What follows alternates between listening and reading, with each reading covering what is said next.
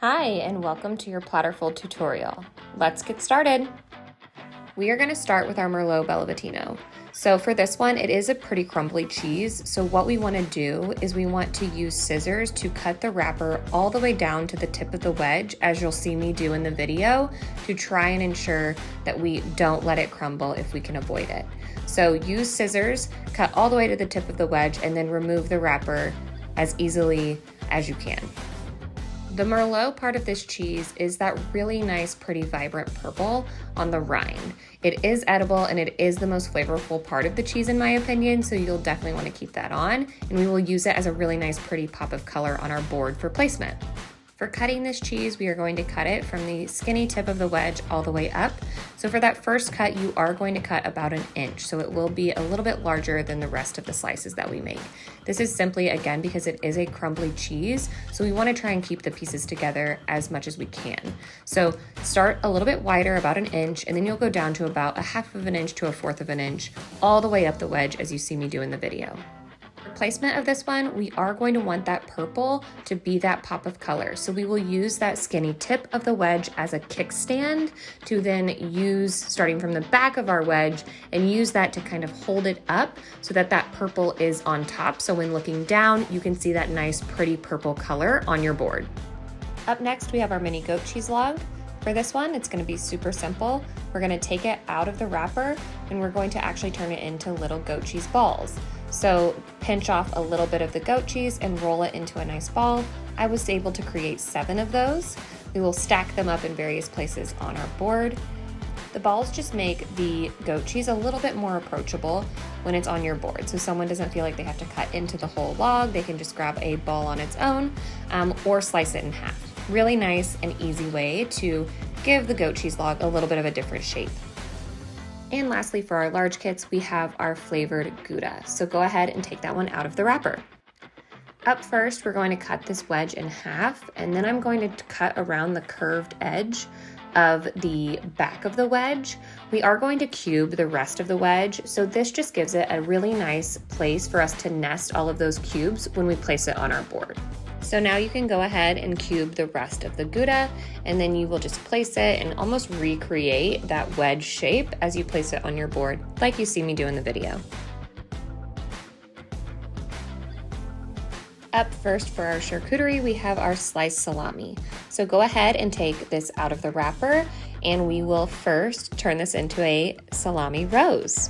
So for the salami rose, we are going to take 7 slices of salami and lay them over each other, overlapping. I'm going to bring my salami up closer to the camera so you can see that.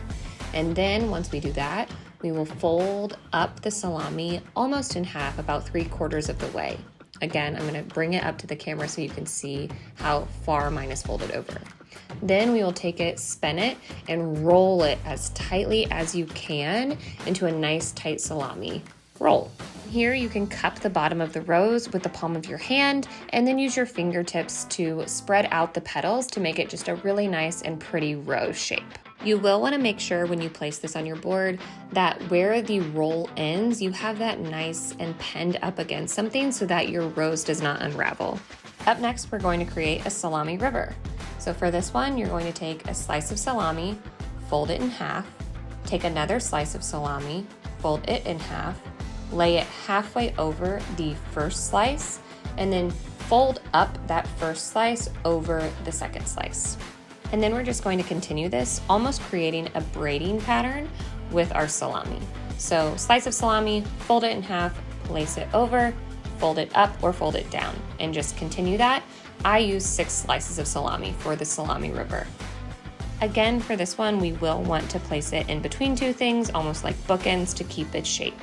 And for the final slices of salami that I have, I am going to actually cut them in half and then fold those halves in half and create this really pretty pinwheel kind of flower look that you can see and is easy to grab from a board. For our large kits, we have our salami Chub variety. So for this one, go ahead, take it out of the wrapper, and underneath that, you'll see that it is also wrapped in plastic. So take it out of the paper wrapper and then also out of the plastic wrapper. So from here, I also like to remove the outer casing of the chub. So what you'll see I do is I cut off one of the ends, and then I will use my scissors to get under that casing and rip it in half a little bit, and then I'll easily be able to peel it back and pull it off of the chub.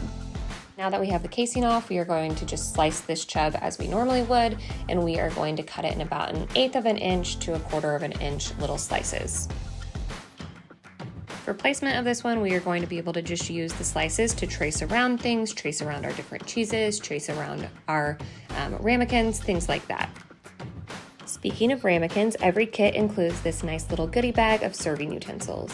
So in there we have 2 wooden spoons. These are nice little spreaders for our jam and our mustard. We also have a wooden honey dipper. So this is this cute little honey dipper for our mini honey. And then we also have these nice ramekins that are biodegradable for our fig jam or our flavored jam and our mustard. Lastly, before we build our boards, I'm just going to show you how I like to cut and place strawberries. So the most important thing here is leaving that nice pretty green stem on, just so that when we cut and slice the strawberries in half, which is all we're going to do, and we open them up, you have that really nice contrast of the white interior, the deep reds, and then also that nice green top. And then when I place them, I like to couple them so that they fit nicely and look really cute on a board. Okay, up first, we are going to build our boards. So first I'm going to build the standard board. If you got the large kit, go ahead and skip forward a little bit and you can watch me build the large board. I hope you guys enjoy.